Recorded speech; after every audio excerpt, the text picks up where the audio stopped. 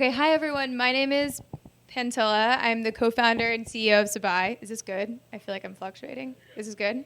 Okay, great. Thanks everyone for being here. So, like I said, I'm the co-founder and CEO of Sabai. We are the home design company furnishing a greater future. And so really creating a new model for how we think about the home industry, how we create products, repair, revamp, and resell them. And it's actually a pretty big week for us. We are launching a rebrand as well as the first, phase of our product line expansion. And my talk or conversation today is really around what our brand strategy is moving forward. We essentially took stock as a company earlier on this year and thought about, what was working for us, what people were resonating with, what we felt like was worth investing more of our time in, and what was potentially holding us back from even more growth as a business. And so I wanted to start first looking at, why we started the company, because I think that actually has contributed to a lot of our success and what's really propelled our growth and what's made people resonate with us as a brand to begin with. And so why we started Sabai. So I think it's a kind of a typical founder story of starting a company because you went through a problem that you felt like you wanted a better solution to, and we were really part of that target demo that we wanted to solve this issue for. We saw these two macro shifts happening, both on the furniture industry side in terms of just being this really slow-moving giant with not a lot of innovation, and also having a huge impact problem, whether that's waste, chemicals that are used in furniture products. If anyone saw, the U.S. Geological Survey just came out last week showing that over at least 45% of tap water nationwide contains PFAS. And that's not just within furniture, just consumer products generally. And then also from a supply chain standpoint. On the other side, we saw that as consumers ourselves, we knew that there was really a generation of growing consumers that are making decisions based off of their values, and specifically for us, with respect to the impact on the environment, ethical production, et cetera. And we saw this gap within the industry. And so I think what really contributed to, thus far, we're 4 years old at this point, people resonating with us is that we very genuinely approach starting this company with this at the core of it. And so we really built our model around sustainability. And, to Yarden's point around retention, this kind of alludes to that later on. But our products from the onset have been around seating, so high AOV products, but not really geared towards repeat purchase. Not that many people are going to buy that many couches. And from our perspective, thinking about sustainability and impact, we also didn't really want to incentivize that necessarily. And so thinking about how we build a business model that both is set up for profitability and success, but also limits the amount of waste that our industry generates. And so from the onset, we designed our company and our products to be compatible with these programs. And so, there's the first-hand market, and obviously we're focused on materials, manufacturing, and innovation with that realm, but designing them to be compatible with our repair and resale market as well, and creating touch points throughout the customer journey to continue facilitating purchases as well as continue giving value to our customers to essentially create a positive experience and relationship with our community overall. And so what this resulted in was really, like I said, we kind of took stock of what our successes have been and what's really resonated with our customers. And it's really led to a loyal community of eco-conscious individuals. These are people who really care about making decisions based off of their values and really resonated with our messaging as a brand. On top of that, another channel that has done really well for us outside of paid, we definitely still invest in paid, but in terms of diversifying from that, affiliate and press.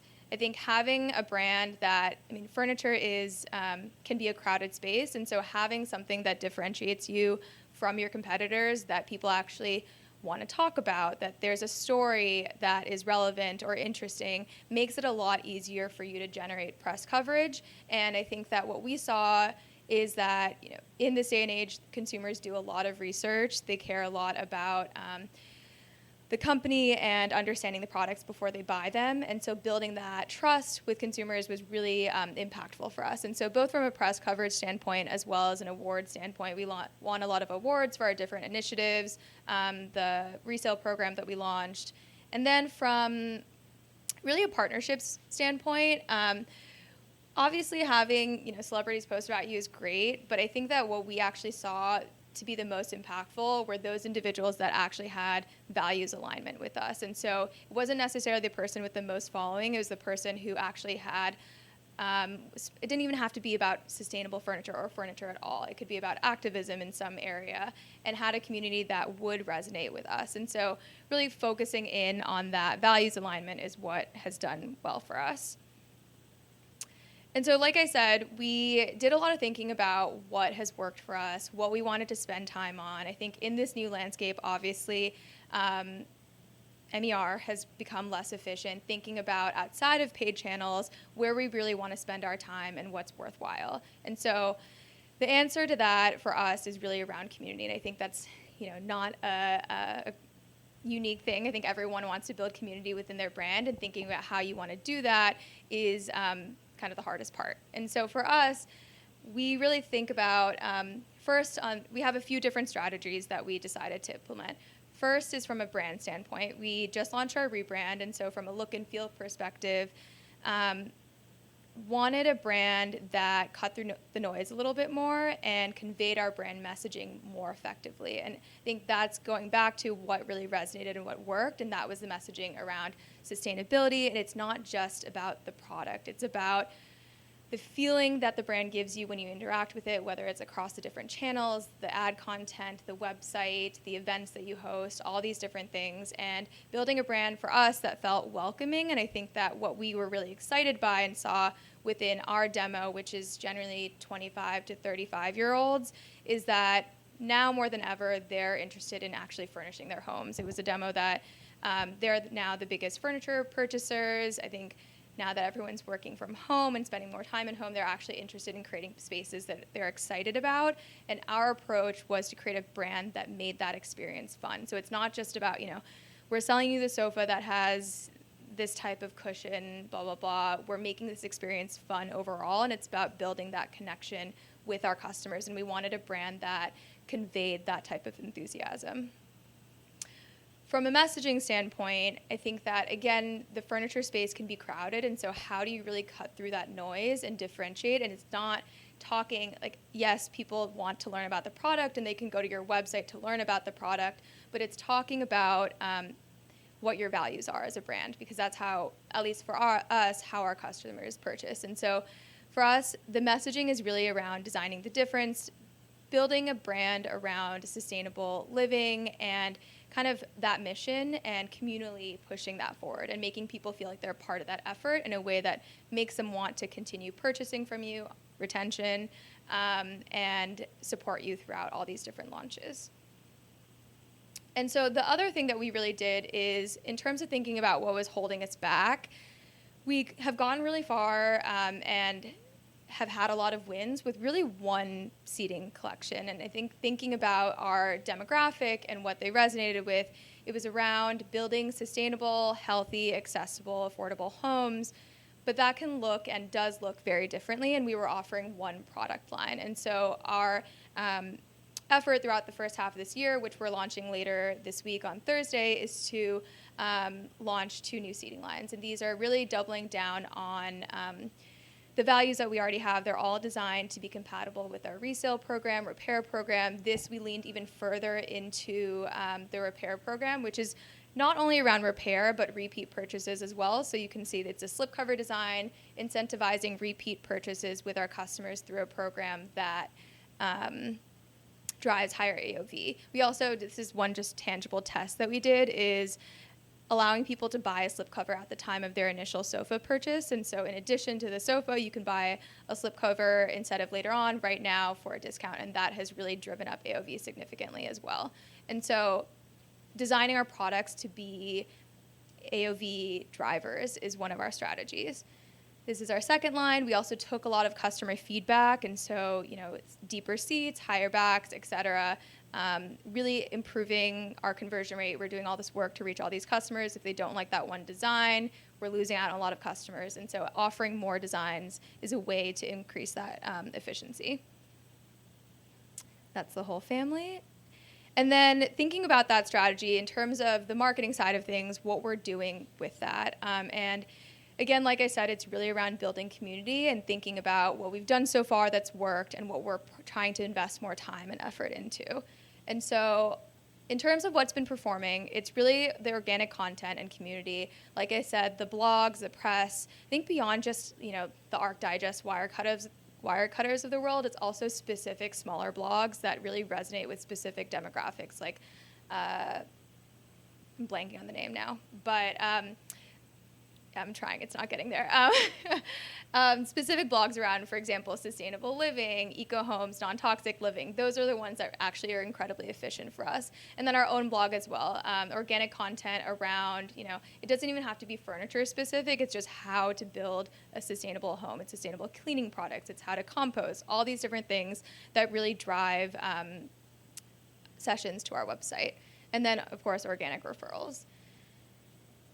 And then in terms of thinking about how we're building community through the funnel, like I said, we're not dropping the paid channels by any means. We're still investing heavily in Meta, Google, et cetera, but it's thinking about our messaging. And so going beyond just product features and building a emotional connection to our customers through lifestyle campaigns and creating creative messaging. I think on the creative testing front, that has been doing incredibly well for us. Just one example, we brought our community in pretty heavily into this rebrand and thinking about how we were doing that. And instead of, I think rebrands can be risky and they can not go well. And we were trying to mitigate that and thinking about how we were going to do that. We really brought our customers into that conversation. And so we told them we were doing a rebrand. We told them why we were doing a rebrand. And then we just had a sale over the 4th of July. And in terms of our messaging there, we said farewell to Sabai 1.0. It blew up. Like everybody, was worried that we were going somewhere. They wanted to know if we were still there. And I think it was really validating a lot of ways because people were excited, but also wanted to make sure we weren't going anywhere. So getting really creative with your messaging and your ads is incredibly important. On the retention side, like we said, retention, like everyone's been saying, retention is incredibly important. And so thinking about how we're doubling down on that even further, for us, we're expanding our product line, within seating that improves conversion rate, but beyond seating so that people are buying products across, tables, et cetera. And then in addition to that, the Repair Don't Replace program where we're selling component parts. So for our products, if a dog rips up an arm, you can buy a new arm. If you want to change the color of your sofa, you can buy a new slipcover. And so that's one program where we're really incentivizing retention and repeat with our existing customers. We've also been exploring within that, a membership model, for example, where people can get discounts on that type of program. It's kind of like an insurance program, essentially packaged differently to drive revenue there as well, or LTV.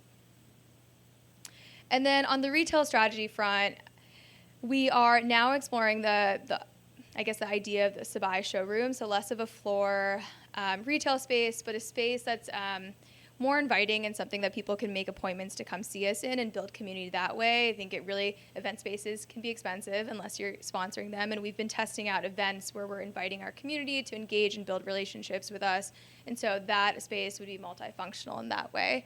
And so, like this says, appointment showroom, activations, et cetera. And I think that's kind of the last phase of it's really hard to build community online, and we're doing that in a lot of ways, but this is really kind of sealing the deal there. And that's it. So if you want to add me on LinkedIn or email me, there's my info.